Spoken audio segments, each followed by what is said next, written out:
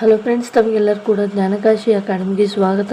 ಈ ಒಂದು ಕ್ಲಾಸ್ನಲ್ಲಿ ನಾವು ಸಂಖ್ಯಾ ಪದ್ಧತಿ ಅಥವಾ ನಂಬರ್ ಸಿಸ್ಟಮ್ ಬೇಸ್ ಮೇಲೆ ಬರುವಂಥ TET ಮತ್ತು GPSTR ಮತ್ತು HSTR ಎಕ್ಸಾಮಿನೇಷನ್ಗೆ ಸಂಬಂಧಿಸಿದ ಹಾಗೆ ಮತ್ತು CTET ಎಕ್ಸಾಮಿನೇಷನ್ಗೆ ಸಂಬಂಧಿಸಿದ ಹಾಗೆ ನಂಬರ್ ಸಿಸ್ಟಮ್ ಈ ಒಂದು ಚಾಪ್ಟರ್ ಮೇಲೆ ನಾವೀಗ ಮಲ್ಟಿಪಲ್ ಚಾಯ್ಸ್ ಕ್ವೆಶನ್ಗಳನ್ನು ಡಿಸ್ಕಸ್ ಮಾಡ್ತಾ ಇದ್ವಿ.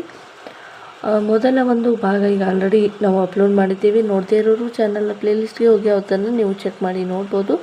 ಈಗ ಮುಂದುವರೆದ ಒಂದು ಎರಡನೇ ಪಾರ್ಟ್ ಡಿಸ್ಕಸ್ ಮಾಡ್ತಾ ಇದ್ದೀವಿ. ಅದಕ್ಕೂ ಮುಂಚೆ ಈ ಚಾನಲ್ಗೆ ನೀವೇನಾದರೂ ಹೊಸಬರಾಗಿದ್ದರೆ ದಯವಿಟ್ಟು ನಮ್ಮ ಚಾನಲ್ಗೆ ಸಬ್ಸ್ಕ್ರೈಬ್ ಮಾಡ್ಕೊಳ್ಳಿ. ಮುಂದಿನ ಪ್ರಶ್ನೆ, which of the following number is not A rational number? ಅಂದರೆ ಈ ಕೆಳಗೆ ಕೊಟ್ಟಿರುವಂಥ ಯಾವ ಆಪ್ಷನು ಭಾಗಲಬ್ಧ ಸಂಖ್ಯೆ ಆಗಿದೆ ಅಥವಾ ಭಾಗಲಬ್ಧ ಸಂಖ್ಯೆ ಅಲ್ಲ. ಈ ಕೆಳಗೆ ಕೊಟ್ಟಿರುವಂಥ ಯಾವ ಒಂದು ಆಪ್ಷನು ಏನಾಗಿಲ್ಲ, ಭಾಗಲಬ್ಧ ಸಂಖ್ಯೆ ಅಲ್ಲ ಅಂತ ಇದೆ. ಸೊ 0 ಇದನ್ನು ನಾವು 1/0 ಅಥವಾ 0/1 ಅಂತ 1/0 ಅಂತ ಬರೀಬೋದು. ಅದೇ ರೀತಿಯಾಗಿ 1/3 ಕೂಡ ಭಾಗಲಬ್ಧ ಸಂಖ್ಯೆ ಆಗಿದೆ. -7/1 ಅಥವಾ 1/-7 ಅಂತ ಕೂಡ ಬರೀಬೋದು. ಹಾಗಾಗಿ √2 ಇದು ಒಂದು ಭಾಗಲಬ್ಧ ಸಂಖ್ಯೆ ಅಲ್ಲ ಅಂತ ಹೇಳಿ ನಾವು ಇಲ್ಲಿ ನೋಡ್ಬೋದು. ಓಕೆ, √2 ಏನಪ್ಪ ಅಂದರೆ ಇದು ಭಾಗಲಬ್ಧ ಸಂಖ್ಯೆ ಅಲ್ಲ, ಇದು ಅಭಾಗಲಬ್ಧ ಸಂಖ್ಯೆ ಆಗಿರುತ್ತೆ. ಮುಂದಿನ ಪ್ರಶ್ನೆ, the LCM and HCF of the 2 numbers are 120 and 6 respectively. If one number is 30, the other number is. ಅಂದರೆ ಇಲ್ಲಿ ಕ್ರಮವಾಗಿ ಸ ಅ ಮತ್ತು ಲ ಸ ಕ್ರಮವಾಗಿ 120 ಮತ್ತು 6 ಆಗಿದೆ.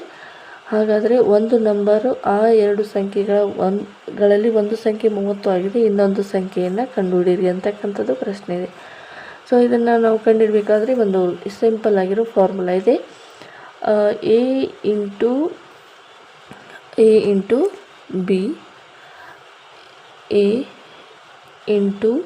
B is equal to LCM into HCF ಅಂತಕ್ಕಂಥದ್ದು ಒಂದು ಸೂತ್ರ ಇದೆ. ಏನದು ಸೂತ್ರ? A ಇಂಟು B ಅಂತಂದರೆ ಏನು? ಯಾವುದೇ ಎರಡು ಕ್ರಮಾನುಗತ ಸಂಖ್ಯೆಗಳನ್ನು LCM ಮತ್ತು HCF ಅನ್ನು ಕೊಟ್ಟಾಗ ಆ ಎರಡು ಸಂಖ್ಯೆಗಳ ಕ್ರಮಾನುಗತ ಸಂಖ್ಯೆಯನ್ನು A ಇಂಟು B ಅಂತ ತೆಗೆದುಕೋತೀವಿ. ಒಂದು ಸಂಖ್ಯೆ A ಆಗಿರುತ್ತೆ, ಇನ್ನೊಂದು ಸಂಖ್ಯೆ B ಆಗಿರುತ್ತೆ. ಆಲ್ರೆಡಿ ಈಗ LCM ಮತ್ತು HCF ಎರಡನ್ನೂ ಕೂಡ ಕೊಟ್ಟಿದ್ದಾರೆ. LCM ಎಷ್ಟಿದೆ? 120 ಇದೆ. HCF ಎಷ್ಟಿದೆ? 6 ಇದೆ. ಒಂದು ಸಂಖ್ಯೆಯನ್ನು ಕೊಟ್ಟಿದ್ದಾರೆ 30 ಅಂತ, ಇನ್ನೊಂದು ಸಂಖ್ಯೆಯನ್ನು ನಾವು ಕಂಡುಹಿಡ್ಕೋಬೇಕು. 120 ಇಂಟು 6 ಮಾಡಿ, ಆವಾಗ ಎಷ್ಟಾಗುತ್ತೆ? ಈ ಎರಡರ ಮಲ್ಟಿಪ್ಲಿಕೇಶನ್ 6 ಇಂಟು 0 0, 6 2 12 ಆ್ಯಂಡ್ 6 1 720 ಅಂತ ಆಗುತ್ತೆ. 720 ಡಿವೈಡೆಡ್ ಬೈ 30 ಅಂತ ಮಾಡಬೇಕು. ಓಕೆ, ಇವಾಗ ಒಂದು ಸಂಖ್ಯೆ ಗೊತ್ತಿಲ್ಲ, is equal to 120 into 6 divided by 30. ಎರಡನ್ನು ಮಲ್ಟಿಪ್ಲಿಕೇಶನ್ ಮಾಡಿ ಡಿವೈಡ್ ಮಾಡ್ಬೋದು ಅಥವಾ ನೇರವಾಗಿ ನೀವು ಕ್ಯಾನ್ಸಲೇಷನ್ ಮಾಡ್ಬೋದು. 0 0 ಕ್ಯಾನ್ಸಲ್, 3 1 3 2 ಅಂದರೆ 12 2 24 ಎಂತಕ್ಕಂಥದ್ದು ಇಲ್ಲಿ ಏನು ಬರುತ್ತೆ ಅಂದರೆ ನಮಗೆ ಇನ್ನೊಂದು ಸಂಖ್ಯೆ ಸಿಗುವಂಥದ್ದು 24 ಆಪ್ಷನ್ ಎನಲ್ಲಿ ಇದೆ. ಇದು ಸರಿಯಾದ ಉತ್ತರ ಆಗಿರುತ್ತೆ. ಆ್ಯಂಡ್ ನೆಕ್ಸ್ಟ್ ಮೂರನೇ ಪ್ರಶ್ನೆ, ಅ number is divisible by 3 and 4. Which of the following also divisor of the number? Listen here. ಈ ಕೆಳಗೆ ಕೊಟ್ಟಿರುವಂಥ ಯಾವ ಸಂಖ್ಯೆ 3 ಮತ್ತು 4ರಿಂದ ಭಾಗ ಹೋಗುತ್ತೆ ಅಂತ ಕೊಟ್ಟಿದ್ದಾರೆ. ಸೊ 6 3ರಿಂದ ಮಾತ್ರ ಭಾಗ ಹೋಗುತ್ತೆ. 12 3 4 12, 4 3 12, ಆದ್ದರಿಂದ 12 3 ಮತ್ತು 4 ಎರಡರಿಂದ ಕೂಡ ಭಾಗ ಹೋಗುತ್ತೆ. 8 ಇದು 4ರಿಂದ ಮಾತ್ರ ಭಾಗ ಹೋಗುತ್ತೆ. 2 ಇದು ಕೂಡ 2 ಇಂಟು 2 4 ಬರುತ್ತೆ, ಹಾಗಾಗಿ ಇದು ಕೂಡ ಆಗೋದಿಲ್ಲ. ಹಾಗಾಗಿ 12 ಎಂತಕ್ಕಂಥದ್ದು 3 ಮತ್ತು 4ರಿಂದ ಭಾಗ ಹೋಗುವಂಥ ಒಂದು ಸಂಖ್ಯೆ ಆಗಿದೆ. ಹಾಗಾಗಿ ಆಪ್ಷನ್ 2 ಇಲ್ಲಿ ಸರಿಯಾದ ಉತ್ತರ. ಅಥವಾ ನೀವು ಈ ರೀತಿಯಾಗಿ ಕೂಡ ಕಂಡುಹಿಡ್ಕೋಬೋದು, 3 ಮತ್ತು 4ರ ಲಸವನ್ನು ಕೂಡ ಕಂಡುಹಿಡ್ಬೋದು. ಆವಾಗ ಕೂಡ ಏನಾಗುತ್ತೆ? 12 ಬರುತ್ತೆ. ನಂತರ ನಾಲ್ಕನೇ ಪ್ರಶ್ನೆ, which of the following statement is a true? ಈ ಕೆಳಗೆ ಕೊಟ್ಟಿರುವಂತಹ ಯಾವ ವಾಕ್ಯ ಸರಿಯಾಗಿದೆ ಅಂತ ಪ್ರಶ್ನೆ ಇದೆ. ಸೊ ಈ ಒಂದು ಪ್ರಶ್ನೆಗೆ ಉತ್ತರವನ್ನು ನೋಡೋಣ. The every irrational number is a real number. ಯಾವುದೇ ಒಂದು ಅಭಾಗಲಬ್ಧ ಸಂಖ್ಯೆ ವಾಸ್ತವ ಸಂಖ್ಯೆ ಆಗಿರುತ್ತದೆ ಅಂತಕ್ಕಂಥದ್ದು ಮೊದಲನೇ ಸ್ಟೇಟ್ಮೆಂಟು ಸರಿಯಾಗಿದೆ. ಇದು ಕೂಡ every irrational number is a real number, correct. And option B, every real number is a rational number.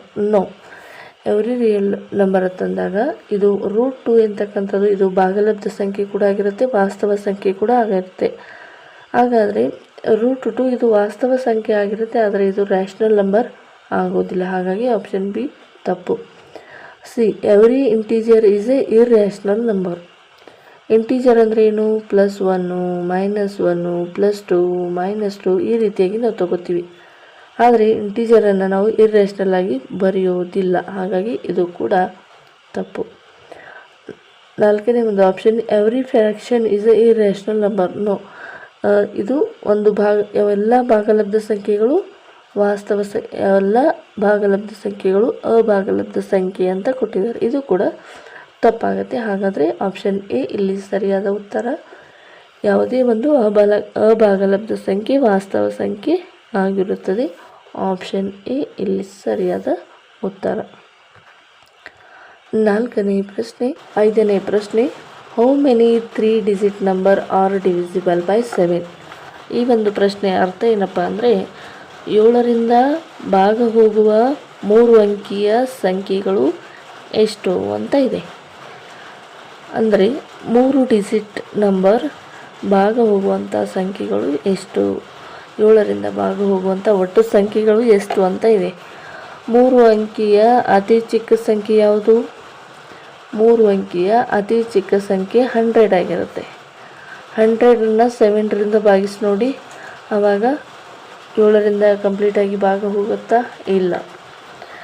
ಅದೇ ರೀತಿಯಾಗಿ 101 ಚೆಕ್ ಮಾಡಿ, ಆಗೋದಿಲ್ಲ. 102 ಚೆಕ್ ಮಾಡಿರಿ, ಆಗೋದಿಲ್ಲ. 103 ಚೆಕ್ ಮಾಡಿರಿ, ಆಗೋದಿಲ್ಲ. 105 ಚೆಕ್ ಮಾಡಿ ನೋಡಿ. ಸೊ ಈ ರೀತಿಯಾಗಿ ಪ್ರತಿಯೊಂದು ಸಂಖ್ಯೆಯನ್ನು ಭಾಗಿಸ್ತಾ ಬನ್ನಿ. ಅಷ್ಟೇ 3-4 ಸಂಖ್ಯೆ ಒಳಗೆ ಅದು ನಮಗೆ ಸಿಕ್ಬಿಡತ್ತೆ. 3 ಅಂಕಿಯ ಅತಿ ಚಿಕ್ಕ ಸಂಖ್ಯೆ 100, ಅದಕ್ಕಿಂತ ಜಾಸ್ತಿ ಸಂಖ್ಯೆಗಳನ್ನು ತಗೊತಾ ಬನ್ನಿ. 105 105 ನಾನೀಗ ಡೈರೆಕ್ಟಾಗಿ ಚೆಕ್ ಮಾಡ್ತಾ ಇದ್ದೀನಿ, ಯಾಕಂದರೆ ನನಗೆ ಗೊತ್ತಿದೆ. ನಿಮಗೆ ಗೊತ್ತಿಲ್ಲ ಅಂದರೆ ಪ್ರತಿಯೊಂದು ಸಂಖ್ಯೆಯನ್ನು ಕೂಡ ನೀವು ಸಾಲ್ವ್ ಮಾಡ್ತಾ ಬರಬೇಕು. 7 1 7 -35 5 you take down side, 7 5 35 ಅಂದರೆ 105 7ರಿಂದ ಕಂಪ್ಲೀಟಾಗಿ ಭಾಗ ಹೋಗುವಂಥ ಅತಿ ಚಿಕ್ಕ ಸಂಖ್ಯೆ ಆಗಿರುತ್ತೆ. ಈ 105 ನೆನ್ಪಿಟ್ಕೊಳ್ಳಿ. ನಂತರ ಏನು ಮಾಡಬೇಕಪ್ಪ ಅಂದರೆ 7ರಿಂದ ಭಾಗ ಹೋಗುವ ಅತಿ ದೊಡ್ಡ ಸಂಖ್ಯೆ ಯಾವುದು ಅಂತ ಕಂಡುಹಿಡ್ಕೋಬೇಕು. ಹಾಗಾದರೆ 3 ಅಂಕಿಯ ಅತಿ ದೊಡ್ಡ ಸಂಖ್ಯೆ ಯಾವುದಪ್ಪ ಅಂದರೆ 999. 3 ಅಂಕಿಯ ಅತಿ ದೊಡ್ಡ ಸಂಖ್ಯೆ 999. 999 7ರಿಂದ ಭಾಗ ಹೋಗುತ್ತಾ ಇಲ್ಲ ಅಂತ ಚೆಕ್ ಮಾಡ್ಕೊತಾ ಬನ್ನಿ. 999 ಬರೋದಿಲ್ಲ. 998 ಬರೋದಿಲ್ಲ. 997 ಕೂಡ ಬರೋದಿಲ್ಲ. 6 ಬರೋದಿಲ್ಲ. 995 ಬರೋದಿಲ್ಲ. 994 ಬರುತ್ತೆ. 994 ಬಂದಾಗ 994 7ರಿಂದ ಭಾಗಿಸಿದಾಗ 7 1 7 -2 ಬರುತ್ತೆ. ಈಗ 9 ಕೆಳಗಡೆ ತೆಗೆದುಕೊಳ್ಳಿ, 29 ಆಗುತ್ತೆ. ಇದು 7ರ ಮಗ್ಗಿಯಲ್ಲಿ ಇಲ್ಲ, ಹಾಗಾಗಿ 7 4 28 28 -1 ಬರುತ್ತೆ. ಈ 4ನ್ನು ಕೆಳಗೆ ತಗೊಳ್ಳಿ, 14 ಆಗುತ್ತೆ. 7 2 14 ಅಂದರೆ ಇದು 0 ಆಯಿತು. ಸೊ 994 7ರಿಂದ ಭಾಗ ಹೋಗುವ ಅತಿ ದೊಡ್ಡ ಸಂಖ್ಯೆ. ಈಗ 7ರಿಂದ ಭಾಗ ಹೋಗುವ ಅತಿ ಚಿಕ್ಕ ಸಂಖ್ಯೆ ಯಾವುದು? 105. 7ರಿಂದ ಭಾಗ ಹೋಗುವ ಅತಿ ದೊಡ್ಡ ಸಂಖ್ಯೆ ಯಾವುದು? 994. 7ರಿಂದ ಭಾಗ ಹೋಗುವ 3 ಅಂಕಿಯ ಅತಿ ದೊಡ್ಡ ಸಂಖ್ಯೆ 994 ಮೈನಸ್ 7ರಿಂದ ಭಾಗ ಹೋಗುವ 3 ಅಂಕಿಯ ಅತಿ ಚಿಕ್ಕ ಸಂಖ್ಯೆ 105. ಎರಡನ್ನು ಕೂಡ ಮೈನಸ್ ಮಾಡಿ 2ರಿಂದ ಭಾಗಿಸಿ +1 ಅಂತ ಮಾಡಿ. ಓಕೆ, 994 ಮೈನಸ್ 105 ಆ್ಯಂಡ್ ಮೈನಸ್ ಮಾಡಿದಾಗ ನಿಮ್ಗೆ ಏನು ಆನ್ಸರ್ ಬರುತ್ತೆ? 14 minus 5 9 and 9 minus 1 8 9 minus 1 8 and 9 minus 1 8 divided by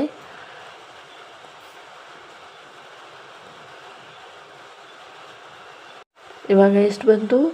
889 divided by +1. ಇದನ್ನು ಎಲ್ಲವನ್ನು ಕೂಡ ನಾವು ಕ್ಯಾಲ್ಕುಲೇಟ್ ಮಾಡಿದಾಗ ಬರುವಂಥ ಆನ್ಸರ್ ಏನಾಗಿರುತ್ತೆ? 129 ಆಗಿರುತ್ತೆ. 129. ಹೇಗೆ ಇದು ಕರೆಕ್ಟಾಗಿ ಬರುತ್ತೆ ಅಂತ ನಾವು ನೋಡೋದಾದರೆ 889 ಡಿವೈಡೆಡ್ ಬೈ 2 +1. ಕೆಳಗಡೆ ಏನೂ ಇಲ್ಲ ಅಂದರೆ 1. ಎರಡು ಸಂಖ್ಯೆಯನ್ನು ಕೂಡಬೇಕಾಗಿದೆ, ಹಾಗಾಗಿ into 2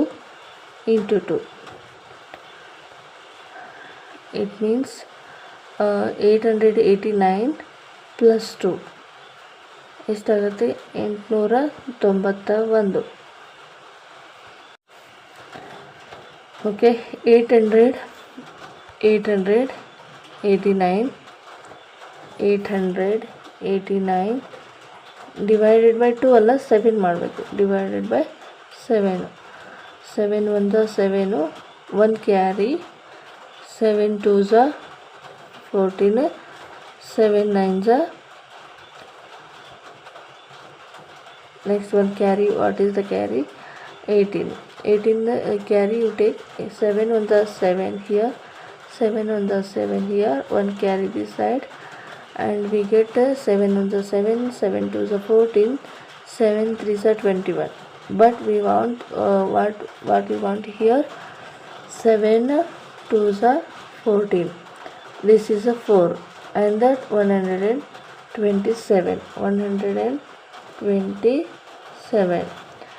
Next we want what we want? We get to round figure, +1 is remaining there. That number you addition of this one, ನಮಗೆ ಆನ್ಸರ್ ಏನು ಸಿಗುತ್ತೆ? ಫೈನಲ್ ಆಗಿ 129 ಅಂತ ಆನ್ಸರ್ ಸಿಗುತ್ತೆ. ನೋಡಿ, 7ರಿಂದ ಭಾಗ ಹೋಗುವ ಅತಿ ಚಿಕ್ಕ 3 ಅಂಕಿಯ ಅತಿ ಚಿಕ್ಕ ಸಂಖ್ಯೆ ಮತ್ತು 3 ಅಂಕಿಯ ಅತಿ ದೊಡ್ಡ ಸಂಖ್ಯೆ ಎರಡನ್ನು ಮೈನಸ್ ಮಾಡಿ 7ರಿಂದ ಭಾಗಿಸಿ +1 ಮಾಡಿದಾಗ 129 ಅನ್ನುವಂಥ ಆನ್ಸರು ನಿಮಗೆ ಸಿಗುವಂಥದ್ದು. ನೆಕ್ಸ್ಟ್ 6ನೇ ಪ್ರಶ್ನೆ, if 2x is equal to 32, what is the value of x? ಈಗ ನಾವು ಯಾವ ರೀತಿಯಾಗಿ ಇದನ್ನು ಫೈಂಡ್ ಔಟ್ ಮಾಡಬೇಕಪ್ಪ ಅಂದರೆ, ಮೊದಲನೇದಾಗಿ 32 ಫ್ಯಾಕ್ಟರೈಸೇಷನನ್ನು ಕಂಡುಹಿಡ್ಕೋಬೇಕು. 32 factors. What are the 32 factors? 2 1s are 2, 2 6s are 12, 2 8s are 16, 2 4s are 8, 2 2s are 4, 2 1s are 2. and it means 2 how many times? 2 ಎಷ್ಟು ಬಾರಿ ಇದೆ? 1 ಬಾರಿ, 2 ಬಾರಿ, 3 4 5 ಬಾರಿ. ಅಂದರೆ ಇದನ್ನು ನಾನು 2⁵ ಅಂತ ಬರೀಬೋದು. ಹಾಗಾದರೆ x is equal to 5 ಆಗಿರುತ್ತೆ. ಆಪ್ಷನ್ ಬಿ ಇಲ್ಲಿ ಸರಿಯಾದ ಉತ್ತರ ಆಗಿರುತ್ತೆ.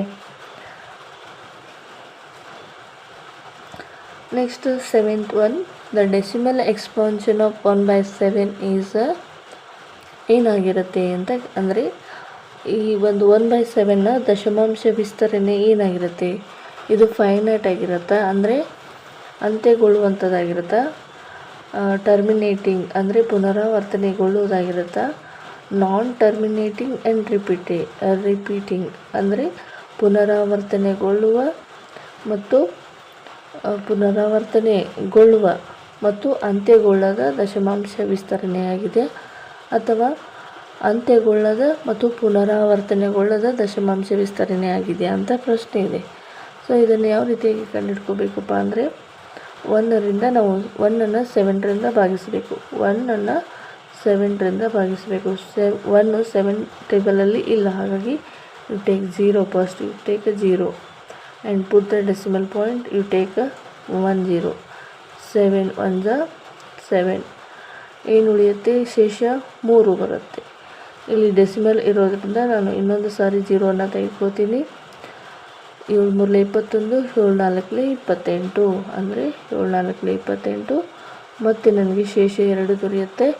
ಇಲ್ಲಿ ದಶಮಾಂಶ ಇರೋದ್ರಿಂದ ಒಂದು 0ಅನ್ನು ತೆಗೆದುಕೋತೀನಿ. 7 2 14 ಬರುತ್ತೆ. 14 ಅಂದಾಗ 6 ಶೇಷ ಬರುತ್ತೆ. 6 7ರ ಮಗ್ಗಿಯಲ್ಲಿ ಇಲ್ಲ, ಹಾಗಾಗಿ ಇನ್ನೊಂದು 0ನ ಇದರ ಕಂಟಿನ್ಯೂ ಇಲ್ಲಿ ಪಾರ್ಟ್ ಇಲ್ಲಿ ಮಾಡ್ತೀನಿ. 1 0 ತೆಗೆದುಕೋತೀನಿ. 60 ಆಗುತ್ತೆ. 60 ಕೂಡ 7ರ ಮಗ್ಗಿಯಲ್ಲಿ ಇಲ್ಲ, ಹಾಗಾಗಿ 7 8 56 ಇದೆ. 7 8 56 56 ಅಂದಾಗ 4 ಮತ್ತು 4 ನಮಗೆ ಏನು ಬರುತ್ತೆ ಅಂದರೆ ಶೇಷ ಬರುತ್ತೆ. 4 ಕೂಡ 7ರ ಮಗ್ಗಿಯಲ್ಲಿ ಇಲ್ಲ, ಹಾಗಾಗಿ 40 ಮಾಡ್ಕೋತೀನಿ. 40 ಮಾಡ್ಕೊಂಡಾಗ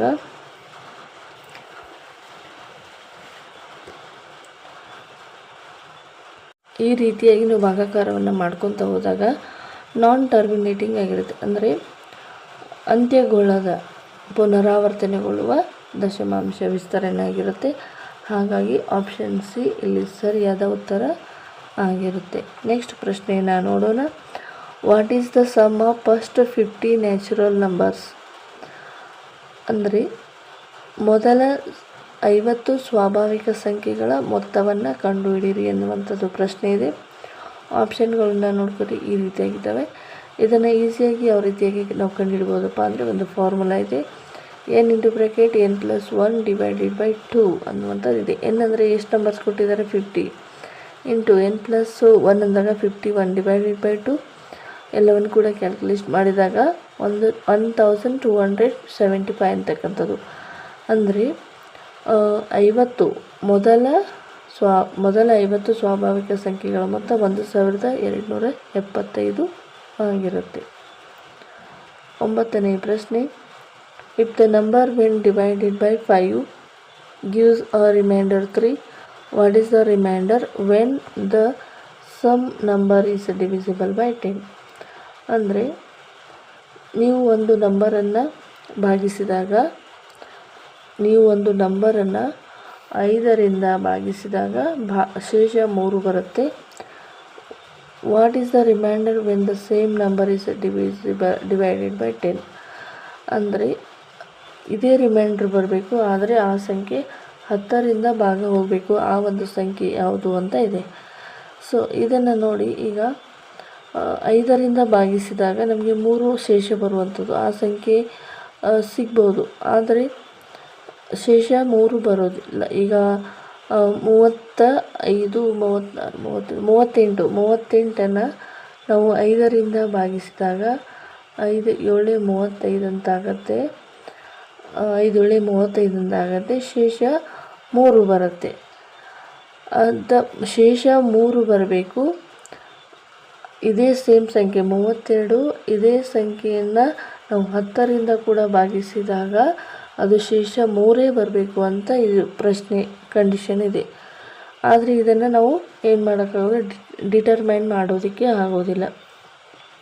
ಹಾಗಾಗಿ ಈ ಒಂದು ಪ್ರಶ್ನೆಗೆ ಸರಿಯಾದ ಉತ್ತರ ಏನಪ್ಪ ಅಂದರೆ option D, cannot be determined. ಇದನ್ನು ನಾವು ಏನು ಮಾಡಲಿಕ್ಕೆ ಸಾಧ್ಯ ಇಲ್ಲ, ಎಕ್ಸ್ಪ್ಲೇನ್ ಮಾಡಲಿಕ್ಕೆ ಸಾಧ್ಯ ಇಲ್ಲ. If could be 3 8 13 we can determine the reminder without knowing A exact number. ಹೌದಲ್ವಾ? ಈಗ 3 8 13 ನಮಗೆ ಸ್ಪೆಸಿಫಿಕ್ ಆಗಿರುವಂಥ ನಂಬರ್ ಗೊತ್ತಿರದೆ ನಾವು ಡಿಟರ್ಮೈನ್ ಮಾಡಲಿಕ್ಕೆ ಸಾಧ್ಯ ಇಲ್ಲ. ಹಾಗಾಗಿ ಆಪ್ಷನ್ ಡಿ ಇಲ್ಲಿ ಸರಿಯಾದ ಉತ್ತರ ಆಗಿರುತ್ತೆ. 10ನೇ ಪ್ರಶ್ನೆ. The number is divisible by 11 if the sum of digit is divided by 11.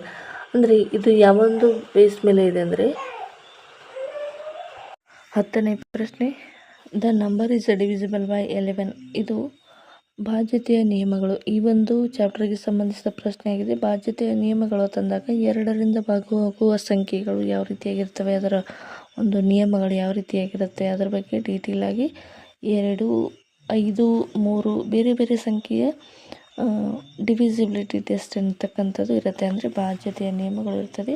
ಅದಕ್ಕೆ ಸಂಬಂಧಿಸಿದ ಹಾಗೆ ಪ್ರಶ್ನೆ ಇದೆ. ಏನಿರುತ್ತೆ ಅಂತಂದಾಗ ಯಾವುದೇ ಒಂದು ಸಂಖ್ಯೆಯನ್ನು ಕೊಟ್ಟಿರ್ತಾರೆ. ಈಗ 4 ಅಂಕೆದ ಸಂಖ್ಯೆ ಆಗಿರ್ಬೋದು ಅಥವಾ 5 ಅಂಕೆ ಸಂಖ್ಯೆ ಆಗಿರಬೇಕು. ಆ ಎಲ್ಲ ಸಂಖ್ಯೆಗಳನ್ನು ಕೂಡಿಸಿದಾಗ ಎಲ್ಲ ಸಂಖ್ಯೆಗಳನ್ನು ಕೂಡಿಸ್ಬೇಕು. ಸಪೋಸ್ 1, 2, 3, 4, 5 ಈ ರೀತಿಯಾಗಿ ತೆಗೆದುಕೊಂಡು ಎಲ್ಲವನ್ನು ಕೂಡಿಸೋಣ. 1 + 2 3, 3 + 3 6, 6 + 4 10 + 15. ಈ ಸಂಖ್ಯೆಯನ್ನು ನಾವೀಗ ಅದಲು ಬದಲು ಮಾಡಬೇಕು. 51 ಆಗುತ್ತೆ. 51 ಆದಾಗ ಇದು 1ರಲ್ಲಿ 1 ನಾವು ಮೈನಸ್ ಮಾಡಿದಾಗ 1ರಲ್ಲಿ 1 ಮೈನಸ್ ಮಾಡಿದಾಗ ನಮಗೆ ಬರುವಂಥ ಸಂಖ್ಯೆ 11ರಿಂದ ಭಾಗ ಹೋಗಬೇಕು. ಸಪೋಸ್ ಈಗ ಏನಪ್ಪ ಅಂದರೆ 1, 2, 3 ಈ ರೀತಿಯಾಗಿ ಕೂಡಿಸಿದಾಗ ನಮಗೆ ಯಾವುದೇ ಒಂದು ಸಂಖ್ಯೆಯನ್ನು ಕೊಟ್ಟಿರ್ತಾರೆ. ಅವೆಲ್ಲ ಡಿವಿಸಿಬಿಲಿಟಿ ಟೆಸ್ಟ್ ಮಾಡಿಯೇ ಕೊಟ್ಟಿರ್ತಾರೆ. ಆ ಎಲ್ಲ ಸಂಖ್ಯೆಗಳ ಒಂದು ಮೊತ್ತ ಎಂತಕ್ಕಂಥದ್ದು ಈಗ 33 ಅಂತ ತೆಗೆದುಕೊಳ್ಳಿ ಅಥವಾ 22 ಅಂತ ತೆಗೆದುಕೊಳ್ಳಿ. ಈ 2 ಸಂಖ್ಯೆಗಳ ಅದಲು ಬದಲು ಮಾಡಿದಾಗ ಅದು 22 ಆಗುತ್ತೆ. ಈ ರೀತಿಯಾಗಿ 22 -0 ಬಂದಾಗ ಇದು ಕೂಡ 11ರಿಂದ ಭಾಗ ಹೋಗುತ್ತೆ. ಅಥವಾ ಎಲ್ಲ ಸಂಖ್ಯೆಗಳನ್ನು ಕೂಡಿಸಿದಾಗ ಅದು 33, 22, 33, 44 ಈ ರೀತಿಯಾಗಿ 11ರಿಂದ ಭಾಗ ಹೋಗುವ ಸಂಖ್ಯೆಗಳು ಬಂದರೆ ಅದನ್ನು ನಾವು 11ರ ಬಾಧ್ಯತೆಯ ನಿಯಮ ಅಂತ ಹೇಳಿ ಕರಿತೀವಿ. ಹಾಗಾದರೆ ಇಲ್ಲಿ ಯಾವ ಒಂದು ಆಪ್ಷನ್ ಸರಿಯಾಗಿದೆ ಅಂತ ನೋಡೋಣ. ಇರೋದಿಲ್ಲ. ಏನಪ್ಪ ಅಂದರೆ ಆಪ್ಷನ್ ಬಿ ಇಲ್ಲಿ ಸರಿಯಾಗಿರುತ್ತೆ. ಯಾಕಪ್ಪ ಅಂದರೆ difference of the sum alternate digit is divisible by 11. 11ರಿಂದ ಭಾಗ ಹೋಗುವ ಸಂಖ್ಯೆ ಆದರೂ ಬರುತ್ತೆ. ಇಲ್ಲಾಂದರೆ ಆ 2 ಸಂಖ್ಯೆಗಳನ್ನು ಇಂಟರ್ಚೇಂಜ್ ಮಾಡಿದಾಗ ಮೈನಸ್ ಮಾಡಿದಾಗ 0 ಆದರೂ ಬರುತ್ತೆ ಅಥವಾ 11ರಿಂದ ಭಾಗ ಹೋಗುವ ಸಂಖ್ಯೆ ಆದರೂ ಬರುತ್ತೆ. ಈ ರೀತಿಯಾಗಿದ್ದಾಗ ಇದನ್ನು 11ರ ಬಾಧ್ಯತೆಯ ನಿಯಮ ಅಂತ ಹೇಳಿ ಕರಿತೀವಿ. ಓಕೆ ಫ್ರೆಂಡ್ಸ್, ಸಂಖ್ಯಾ ಪದ್ಧತಿಗೆ ಈ ಸಂಖ್ಯಾ ಪದ್ಧತಿ ಒಂದು ಚಾಪ್ಟರ್ಗೆ ಸಂಬಂಧಿಸಿದ ಇನ್ನುಳಿದ 10 ಮುಖ್ಯವಾದ ಮಲ್ಟಿಪಲ್ ಚಾಯ್ಸ್ ಕ್ವೆಶ್ಚನ್ಗಳು ಈ ರೀತಿಯಾಗಿದ್ದವು. ಇದೇ ರೀತಿಯಾಗಿ ನಮಗೆ ಉತ್ತಮವಾದ ಪ್ರಶ್ನೆಗಳು ಬೇಕಪ್ಪ ಅಂದರೆ ದಯವಿಟ್ಟು ಕಮೆಂಟ್ ಬಾಕ್ಸಲ್ಲಿ ಕಮೆಂಟ್ ತಿಳಿಸಿ. ಇದುವರೆಗೂ ಸಬ್ಸ್ಕ್ರೈಬ್ ಆಗದೆ ನೋಡ್ತಾ ಇದ್ದರೆ ದಯವಿಟ್ಟು ಸಬ್ಸ್ಕ್ರೈಬ್ ಮಾಡ್ಕೊಳ್ಳಿ. Thank you for watching.